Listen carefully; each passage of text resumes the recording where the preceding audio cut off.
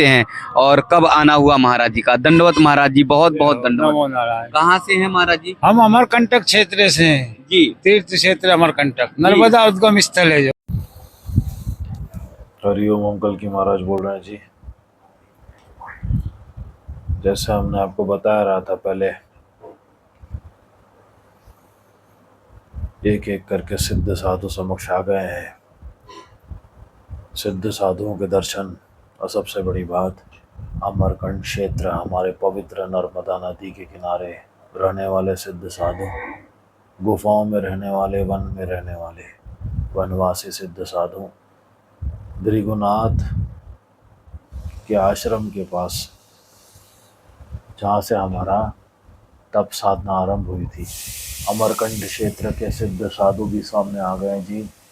और स्पष्ट अमरकंट क्षेत्र की उनकी उपस्थिति, दिव्यता और हमारे पवित्र स्थान अमरकंट की तपोस्थली में 12 वर्ष ठंडक रहना, यह भी बता रहे हैं।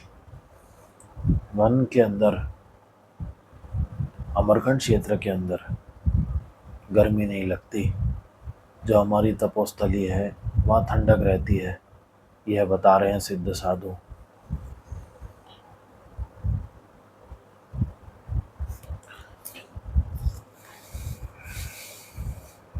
कई संदेश है हमारे प्रजावासी धर्मवासियों के लिए। अभी जो भयावह युद्ध संग्राम है आगे, हमारा शक्ति प्रदर्शन, साधुओं का शक्ति प्रदर्शन जो हमारे सदैव चिंतन में रहते हैं, साथ साधुओं की, सिद्ध साधुओं की जो शक्तियाँ होती है, जो हमारे चिंतन और तपस्या से ऊर्जावान बनाती है आत्माओं को, वह भी सिद्ध साधु स्पष्ट बता रहे हैं कि श्री हरि भगवान नमो नारायण, इनका ध्यान, साधना, तपस्या करने से किस प्रकार साधुओं को शक्तियाँ मिलती है, जिससे वो धर्म की रक्षा करने के लिए तत्पर रहे। और धर्मवासियों से हम यही कह रहे हैं, आगे नागा साधुओं की हमारी जो फौज है 4,57,00,000 4,57,00,000 है, इन्हीं में धर्मवासियों की संख्या जुड़ेगी जी। और यही हमारी धर्म आर्य सेना है, जो अधर्मियों को, म्लेच्छों को नष्ट करके ख़त्म करने के लिए उपस्थित है। और ये साधुगण स्पष्ट रूप से महाकुंभ के बहाने सामने उपस्थित रहेंगे, जैसे अभी है, भिन्न भिन्न क्षेत्र में गुप्त रूप से रहेंगे। ये हमारे शंखनाद और हमारे धर्म कार्यों को समक्ष आकर शक्ति प्रदर्शन कराकर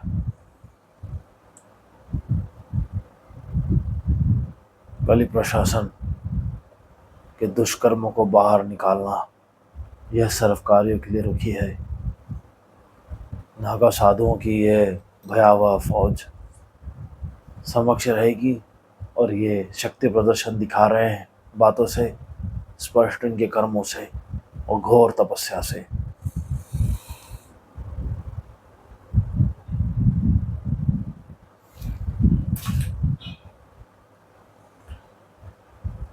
किसानों के लिए कोई बॉर्डर नहीं रहेगी, जहां अपना प्रोड्यूस बेचना चाहते हैं वो अपना प्रोड्यूस बेच पाएंगे, कोई रुकावट नहीं होगी, ये हम स्पष्ट बता रहे हैं। भयावह विनाश प्रलयकारी स्थिति के बीच भूकंप, महायुद्ध, सघन संग्राम, जैन एम्पायर और मलेच्छों के साथ, ruled by United States of America, USA, United States of America,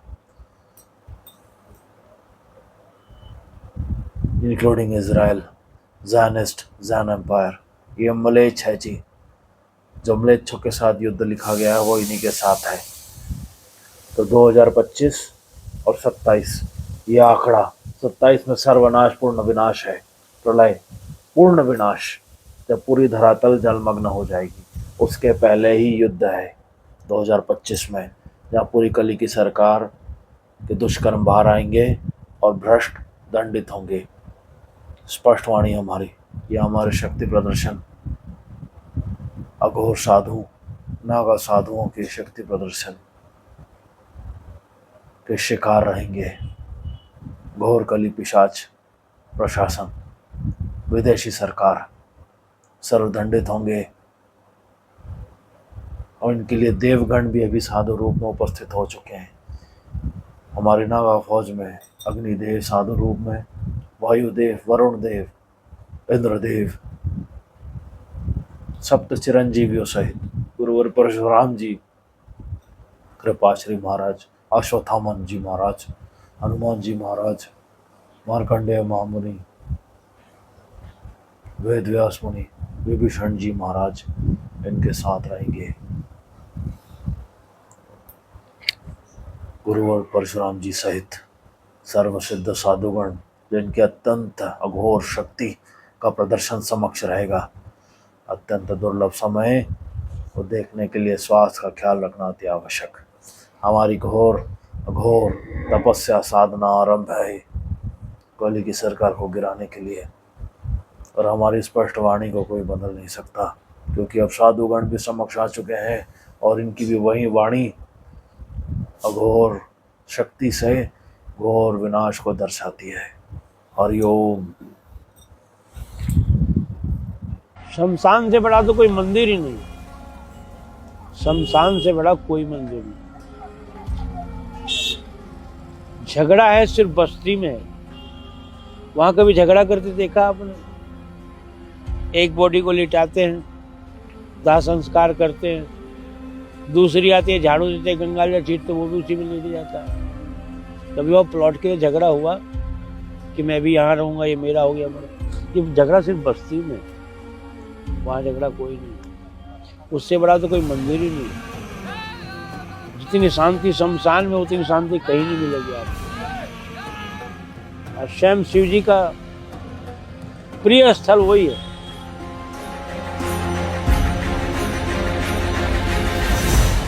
और कोई से रास्ते पे चलते तो दवाई खाओ, इंजेक्शन लगाओ, डॉक्टर के पास जाओ, है ना।